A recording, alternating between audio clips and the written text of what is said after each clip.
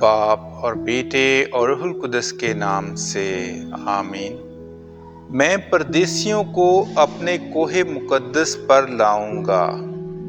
ہمارے لیے آج کی تلاوت اشعیاء نبی کا صحیفہ، اس کا 56 باب اور اس کی پہلی آیت اور پھر 6 اور 7ویں آیت۔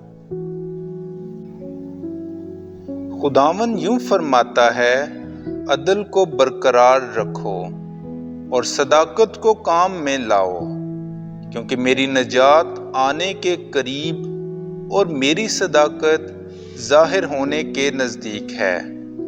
اور جو پردیسی خداوند سے پیوستہ ہوں تاکہ اس کی خدمت کریں اور اس کے نام کو عزیز جانیں اور اس کے بندے ہوں، اور ہر ایک جو سبت کو مانتا ہے اور اسے ناپاک نہیں کرتا، اور جو میرے عہد سے لپٹے رہتے ہیں، میں ان کو اپنے کوہ مقدس پر لاؤں گا اور اپنے دعا کے گھر میں ان کو شادمان کروں گا، اور ان کی سوختنی قربانیاں اور ان کے ذبیحے میرے مذبح پر مقبول ہوں گے، کیونکہ میرا گھر سب قوموں کے لیے دعا کا گھر کہلائے گا۔